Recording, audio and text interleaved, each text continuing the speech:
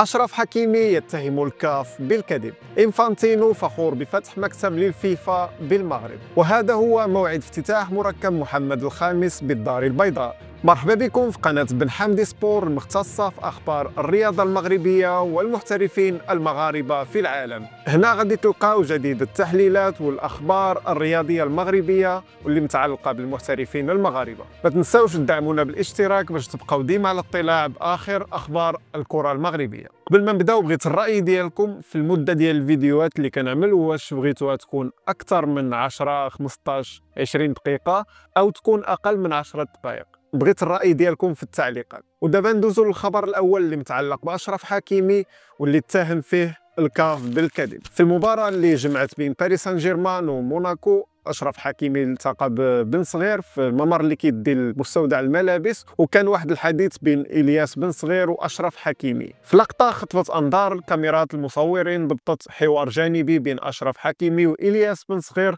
قبل ماتش القمة اللي جمع ما بين باريس سان جيرمان وموناكو. حكيمي بان فيه متاثر بزاف بعد ما الكاف عطاو الكره الذهبيه الافريقيه لعام 2024 للنيجيري اديمولا لوكمان. وهذا المقال كيتطرق للحديث اللي دار بين الياس بن صغير واشرف حكيمي. حكيمي قال بن صغير الكاف منافق كوا كو جو لافي غانيي، والترجمه ديالها بالدارجه هي بان الكاف خلوني نثيق باللي انا هو الفائز. بن صغير في الرد فعل ديالو بان باللي مستاء من هذا الشيء وعبر على عدم الرضا ديالو بالاشاره اللي عمل بوجهه، خصوصا وان حكيمي كان حاضر مع الوالدين ديالو والاخوه ديالو في حفل الكاف اللي داروه في مراكش، وكانوا كاملين فرحانين ومتاكدين باللي انه هو اللي ربح. بزاف ديال الناس وديال الجماهير تعجبوا من قرار ان حكيمي ما ربحش الكره الافريقيه. بزاف ديال الجماهير وحتى الصحافه والمسؤولين ديال الجامعه اللي كانوا حاضرين فرح حسوا بالاهانه، وكاين منهم اللي انسحب من بعد قرار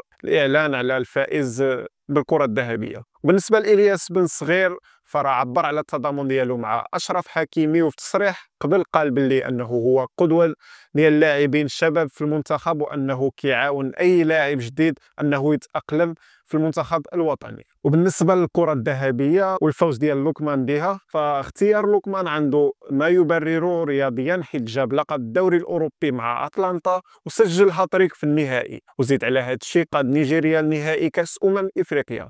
ولكن في المقابل أشرف حكيمي كان كيقدم موسم استثنائي سواء مع باريس سان جيرمان أو مع المنتخب المغربي والمنتخب الأولمبي، بحيث أنه تمكن أنه يجلب الميدالية البرونزية بالاحتلال المنتخب الأولمبي المركز الثالث في أولمبياد باريس. طبعا كان قائد بمعنى الكلمة وقائد ممتاز. في النظر ديالكم، واش الفوز ديال لوكمان بجائزة الكرة الذهبية الإفريقية كان مبني على إنجازات رياضية أم أن عوامل أخرى هي اللي تدخلت؟ والخبر الثاني أيضا متعلق بجوائز الكرة الذهبية والفضيحة الكبرى اللي أعلن عليها بدو الزكي الناخب الوطني السابق. كما كتعرفوا فمدرب بدو الزكي الآن كيشغل منصب ناخب وطني ديال منتخب النيجر.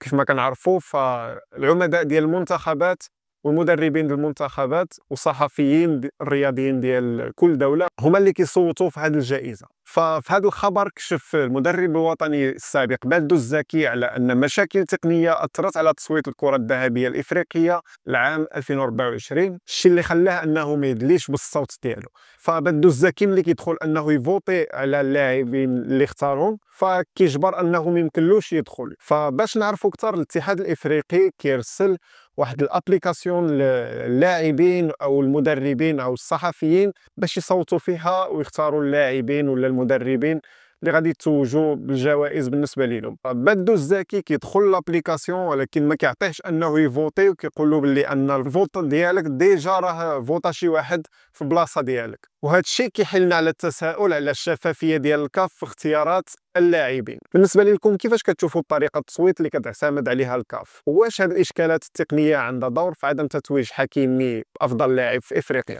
وفي خبر اخر متعلق بكره القدم الوطنيه وبالخصوص نادي الرجاء البيضاوي، وهذه المره الخبر كيتعلق بالرئيس ديالو السابق محمد بودريقه. والخبر كيقول اجراءات تسليم بودريقه الى المغرب مستمره. أعلن مكتب النيابة العامة في هامبورغ أن إجراءات تسليم محمد بودريقة الرئيس السابق لنادي الرجاء إلى المغرب ما زالت جارية. بودريقة تم توقيفه في مطار هامبورغ بناء على مذكرة انتقال دولية بسبب قضايا تدبيرية تخص فترة رئاسته للنادي. القضية ديال بودريقة كتسلط الضوء على تحديات التسيير الرياضي بالمغرب وغياب الشفافية والتخطيط الجيد داخل الأندية المغربية يمكن أنه ينعكس سلبا على نتائج الفرق واستقرارها. قضية بودريقة قد تكون فرصة لإعادة النظر في الأساليب التدبيرية للفرق المغربية وضمان الحوكمة الجيدة لتفادي مثل هذه المشاكل. واش كتشوفوا أن قضية بودريقة كان عندها شي تأثير سلبي على نادي الرجاء البيضاوي؟ وفي خبر آخر متعلق بالبنية التحتية للملاعب المغربية، وهذه المرة مع مركب محمد الخامس اللي كثرت القيل والقال عليه وعلى أنه غادي يفتتح الأبواب ديالو في شهر ديسمبر اللي حنا فيه حاليا، ولكن حتى حاجه من هذا الشيء ما كانت. في هذا الخبر اللي منقول على لسان الشركه اللي مكلفه بالاصلاحات في مركب محمد الخامس، كيقولوا باللي اخيرا ملعب محمد الخامس غادي يرجع للخدمه في مارس المقبل بعد المشاكل التقنيه اللي خلات الاصلاحات تتاخر بزاف الناس كيتسائلوا علاش الفلوس كثيره تخسرت على هذه الملاعب وفي الاخير ما كاينش شي اصلاحات اللي باينه. يعني بهاد الفلوس كانوا يقدروا انهم يبنيو ملعب في نفس المواصفات او اكثر. هاد التاخيرات كتسلط الضوء على المشاكل ديال التخطيط والتنظيم في مشاريع البنيه التحتيه في المغرب، والاصلاحات اللي كيديروها خصها تكون خطوه اولى في اطار مشروع كبير لتحسين مستوى الملاعب قبل مونديال 2030. لكن الحقيقه هي ان الاصلاحات ديما كتواجه صعوبات تقنيه وماليه وماشي سهل ترضي الجمهور اللي عنده طموحات كبيره في البنيه التحتيه. خاص المسؤولين يكون عندهم تفكير طويل المدى ويفكروا في الجماهير اللي مغربه على الملاعب ديال الفرق ديالها. بالنسبه للجماهير البيضاويه بغيت الراي ديالكم، واش كتفضلوا بناء ملعب جديد ولا الاصلاحات كل موسم كافيه؟ خبر اخر متعلق بالمنتخب الوطني، الركراكي غيدير تغييرات جديده على المنتخب استعدادا لتصفيات كاس العالم. وليد الركراكي كيخطط يدخل باسماء جديده للمنتخب وينادي عليها لاول مره، والامر كيتعلق بثلاثه ديال اللاعبين اللي هما ايوب بوعدي اللي غادي يختار المغرب عوض فرنسا، وشمس الدين الطالبي لاعب صغير لاعب وسط الميدان اللي كيلعب في الدوري البلجيكي مع نادي اندرليخت ولاعب اللي موهوب بزاف، وايضا اللاعب عيسى ديوب اللي عنده اصول مغربيه والسنغاليه، لكن الاشكال ديالو هو انه مازال متردد واش يحمل الوان المنتخب المغربي ولا السنغالي ولا الفرنسي. اختيارات ديال الركراكي كتعكس رؤيه بعيده المدى لبناء فريق قوي ومتجانس، والركراكي طبعا فاهم مزيان ان تصفيات كاس العالم كتعتمد على فريق متوازن وفيه خلط ما بين التجربه والحماس ديال الشباب. عيسى ديوب مثلا غادي يعطي صلابه دفاعيه، بينما ايوب بوعدي وشمس الدين الطالبي ممكن انهم يزيدوا جرعه هجوميه في وسط الميدان. وادماج الشباب في المنتخب ضروري باش يضمن الاستمراريه، حيت تابعنا كاس افريقيا 2025 في المغرب وكاين كاس افريقيا في 2028 والخطوه الاكبر اللي هي كاس العالم 2030. فالمنتخب خصو من دابا انه يوجد لاعبين ويكونوا صغار في السن باش ان شاء الله يكونوا واجدين في المونديال. بالنسبه لكم شكون كتشوفوا اللاعب الاقرب انه يلتحق بالمنتخب الوطني من بين هاد اللاعبين؟ وفي خبر اخر متعلق بالتلفزيون المغربي، قريبا مقر عالمي للشركه الوطنيه للاذاعه والتلفزه. اعلنت مصادر رسميه عن بدء اشغال بناء مقر جديد وضخم للشركه الوطنيه للاذاعه والتلفزه، وتحديدا في منطقه تكنوبوليس بالقرب من الجامعه الدوليه. المقر الجديد غادي يتجهز بأحدث المعايير العالمية لكيتيح للشركة تقديم خدمات إعلامية متطورة تلبي احتياجات المرحلة القادمة. من المتوقع أن يتم الانتهاء من بناء هذا المقر قبل حلول المونديال 2030. طبعا هذا المشروع كيعكس طموح كبير ديال المغرب باش يكون في المستوى العالمي في مجال الإعلام الرياضي، وتخصيص مقر بتقنيات حديثة كتعتبر خطوة استراتيجية لدعم الإعلام المغربي في التغطية المتميزة للأحداث الرياضية الكبرى خصوصا مونديال 2030.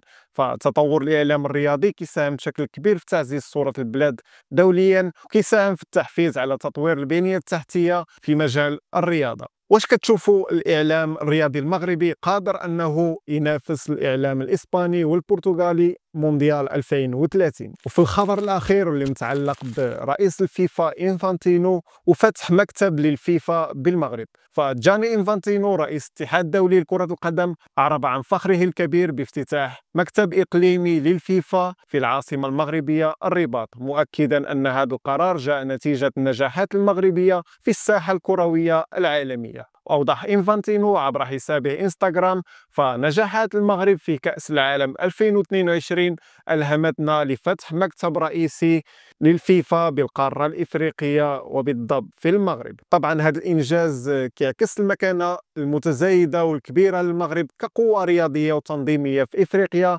وفي العالم. فافتتاح مكتب الفيفا في الرباط كيتيح تعزيز التعاون مع الاتحادات المحلية وكيساهم في تطوير المشاريع الكروية جديدة بالقارة، كما يعكس الاعتراف بقدرات المغرب في تنظيم الأحداث الكبرى ككأس العالم الأندية، كأس إفريقيا، وأيضا المونديال إن شاء الله. في نظركم علاش الفيفا اختارت المغرب باش تفتح فيه مكتب وما اختارتش مصر ولا الجزائر ولا تونس؟ وهنا كنكون وصلنا للنهاية ديال الفيديو. كنتمنى أن الأخبار تكون نالت الإعجاب ديالكم. ما تنساوش أنكم تدعمونا بالاشتراك والتفاعل ديالكم بالتعليقات.